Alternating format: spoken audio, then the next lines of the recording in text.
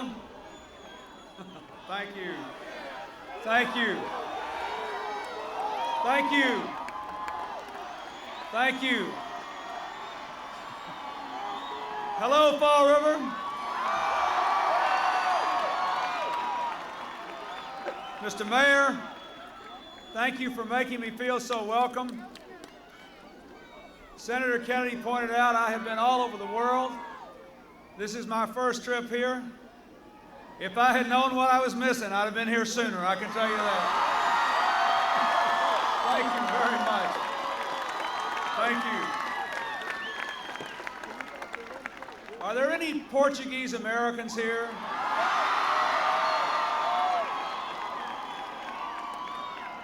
Obrigado, Fall River. I'm glad to be here.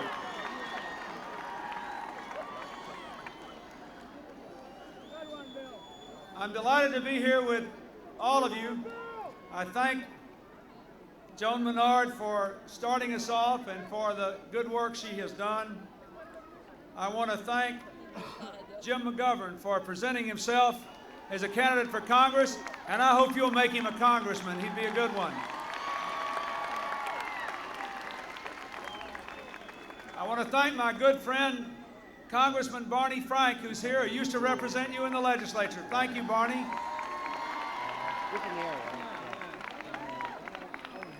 I want to thank his sister, Ann Lewis, who is the spokesperson for my presidential campaign. You may have seen her on television taking up for me. She's going to wind up getting her name recognition up as Heiser's brothers, and that's a pretty good thing.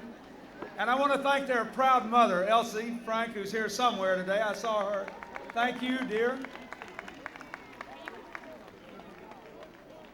I am delighted to be here with all of you, but I want to say a special word of thanks as an old musician to Our Lady of Light Band and the Mike Moran Band. Thank you both for providing the music for us.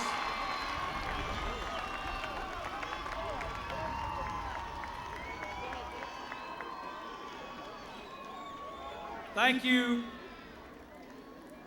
Thank you, Senator Ted Kennedy, and Vicki, thank you for being here. And you know, I wish I had as much energy as Ted Kennedy does. And I just left Providence, where I was with Congressman Patrick Kennedy, and he was the bounciest person on that stage. Ladies and gentlemen, you cannot imagine the phenomenal impact that Ted Kennedy had on this Congress. After they passed their radical budget, and I vetoed it,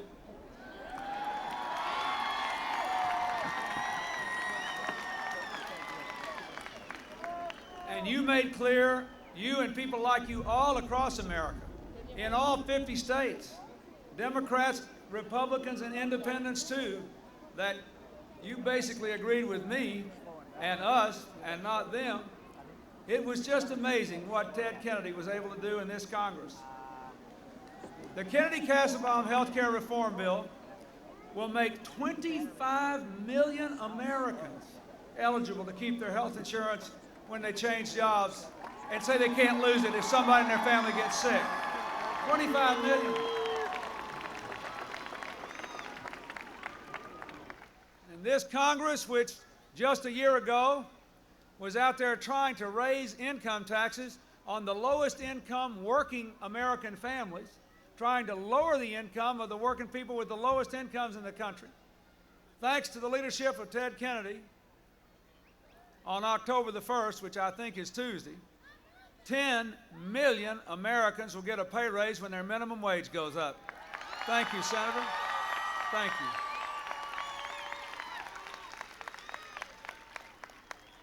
And I might add that bill will also make it easier for people in small businesses to take out retirement plans and for employees in small businesses to keep those retirement plans when they move from business to business. So it's good for workers and good for business. It also has a $5,000 tax credit for families who adopt children who need a home, and I hope more of them will get a home now. Thank you for that bill. It's a good bill for America. I'm delighted to be here with my friend Senator John Kerry and with Teresa, and I want to tell you folks, I know that John Kerry has a vigorous and spirited race, but every one of you here in Fall River knows what's really at stake. We're going through a period of great change in this country in how we work, how we live, how we relate to the rest of the world, what it will take for us to see that every American lives up to the fullest of his or her God-given potential. When I put forward my economic plan in 1993, the other side said it would cause a recession and increase unemployment and increase the deficit. Well, now we know. We've got 10.5 million jobs, and the deficit's gone down 4 years in a row for the first time since before the Civil War. John Kerry was right. He's on the right side of history. When we tried to get past 6 years of talking tough on crime but nothing happening, rhetoric and rhetoric and rhetoric and no action, to put 100,000 police on the street, to ban deadly assault weapons, to pass the Brady Bill, the other side, they led the fight against it. But John Kerry helped us pass the toughest, smartest, best crime bill this country's seen in many a day, and the crime rate's gone down for 4 years in a row. John Kerry was on the right side of history, and Massachusetts will stay with him. And when we were expanding Head Start and passing that School to Work program Senator Kennedy talked about to help young people who don't go to four-year colleges get good training and good jobs, when we improved the college loan program by cutting the cost and improving the repayment terms, when we did these things, the other guys, they tried to stop us. But John Kerry helped us pass it. He's on the right side of history, and he's on the right side of history in making college available to all Americans. We'll do it if you give us 4 more years and if you give us John Kerry back to the United States Senate.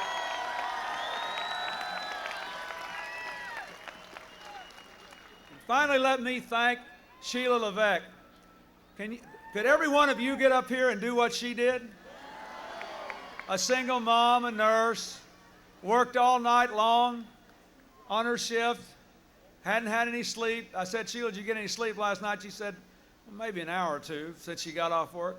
Stood up here in front of this vast crowd and told you the story of her life. The reason we wanted her to do that is that this election is not about the politicians on this stage. This election is about whether the decisions we make connect and improve and advance the lives and the values of people like Sheila Levesque all over this country. That's what this election is about. That's what it's about. When I was in Providence, I was introduced by a woman who got a Pell Grant to go back to the community college to try to do right by her family. And there was another young woman there in Providence that I featured in my book and that spoke at the Democratic Convention, a Puerto Rican immigrant girl, a high school dropout, worked several jobs, joined AmeriCorps, our national service program, and then got herself, after dropping out of high school and becoming a leader in AmeriCorps, got herself into Brown University, where she just started her 2nd year. That's what this is all about, helping people to make the most of their own lives. Yesterday, I was in the great state of Texas, and people tell me, well, that's a Republican state. What'd you go down there for? I'll tell you why I went. There were 13,000 people in the small town of Longview, Texas, at about 8:30 yesterday morning. And after I spoke, as my custom, I went out into the crowd and I started shaking hands. I met the following 3 people in 5 minutes. I met a 34-year-old single mother with 2 kids who joined AmeriCorps and gotten herself some money helping the local community and was going back to the junior college there. Then I met a woman who said, Mr. President, if it hadn't been for the family and medical leave, I don't know what I'd have done. My husband had cancer, but I got to take some time off and be with him. He was so desperately ill without losing my job and wrecking our family. You know, the other side, their leaders fought against the family and medical leave law, but John Kerry and Barney Frank and Ted Kennedy, they were on the right side of history, helping people succeed at home and at work. It was the right thing to do. And then I met a man who had a camouflage jacket on, obviously a veteran. He was a Vietnam veteran standing there with his wife. His little daughter was in a wheelchair. She'd had 12 operations because her father served our country in Vietnam, was exposed to Agent Orange, and like far too many children of veterans, his child got spina bifida. But finally, last week, in a bill that I signed, we finally, at long last, gave help in the form of disability payments and extra medical support to the children of Vietnam veterans born with spina bifida who were exposed, and it's high time. That's what this election is all about. That's what this is all about. My fellow Americans, you were very good to me in 1992, but you took me on faith and the word of others. When I said to you that we could create an America in the 21st century with opportunity for everyone responsible enough to work for it, where we were coming together and respecting our diversity instead of being torn apart by it, where we were still leading the world toward peace and freedom and prosperity, you took me on faith. But after 4 years of working for opportunity, responsibility, and a stronger community, you don't have to do that anymore. The evidence is in. And now we know. Now we know. With 10.5 million more jobs, a record number of new small businesses, and the census report last week telling us, I almost wept when I read it. Who ever heard of crying over a dry government report? But every year they tell us how we did the year before. So the census report for 1995 said, compared to the year before, the typical American family had $900 more after inflation. That we had the biggest drop in childhood poverty in 20 years, the biggest drop in poverty in female households in 30 years, female-headed households, the biggest drop in the number of people living in poverty in 27 years, and the biggest drop in the inequality of working families in 27 years. We are on the right track to the 21st century, and we need to keep going. We need to keep going.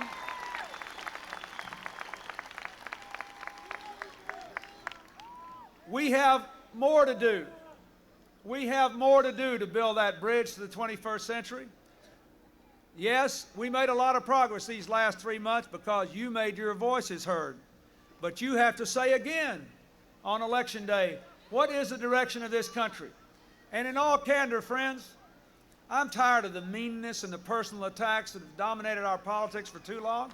There are honest differences between us. We can share them with respect. And the ideas here at issue that will determine whether we're on the right side of the future are the following.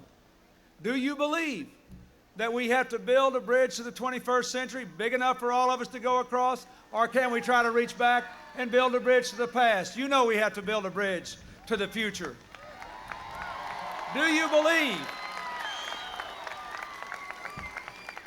believe, as my opponent said in all honesty in his speech to the Republican convention, he was being absolutely honest and candid, and he said, frankly, he did not agree with the First Lady that it took a village.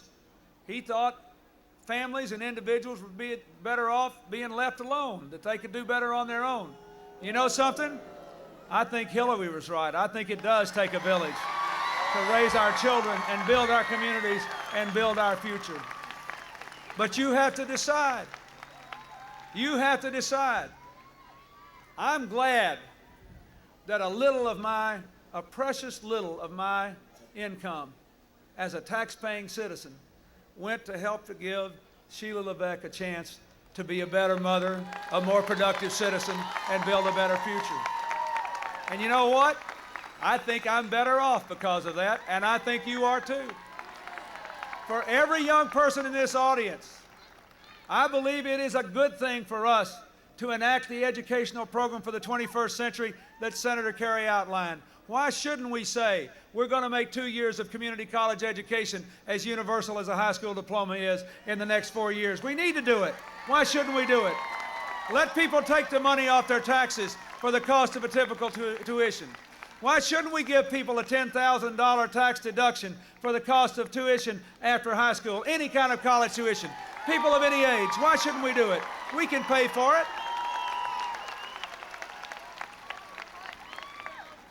I'm for that.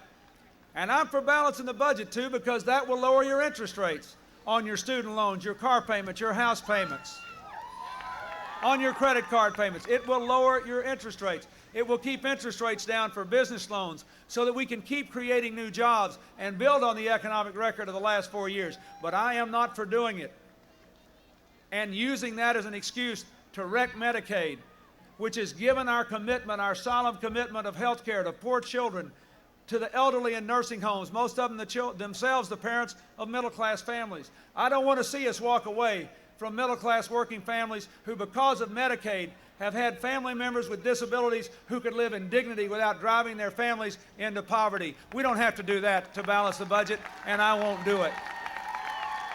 We don't have to cut back. We don't have to cut back on education or environmental protection. And we have to continue investing in research and technology. Yesterday, folks, I was in Houston and I welcomed home that magnificent astronaut Shannon Lucid when she came home after 6 months. A lot of you saw her come home. When she was a little girl, she told an adult she wanted to be a rocket scientist when she grew up, and she was told there is no such thing, and if there were, it wouldn't be a girl. Well, guess what? There are a lot of them now, and a lot of them are women. And the young girls of America and the young women like seeing Shannon Lucid up there. Now let me tell you, what is the point of that? President Kennedy believed we could go into space and make a success of the space program, and he fought for it. I'm glad he did. I'm glad he supported it. I'm glad I have supported it, and I'm glad we've still got it. And I think those who thought it shouldn't be done were wrong. We have to continue to invest in research to build a better future. I want the young people here to be able to do those jobs of the future. We are today building a supercomputer with IBM that will do more calculations in 1 second than you can do on a handheld calculator in 30,000 years. And we have to do that. We are today seeing experiments with laboratory animals whose spines have been severed, who have movement in their lower limbs again because of nerve transplants. We have doubled the life expectancy of people with HIV and AIDS in only 4 years. We have to keep going and investing, and we're better off when we do that, building a better future, being on the right side of history, building that bridge. So here's what I want to know from you. For 38 days, will you help us build that bridge to the 21st century?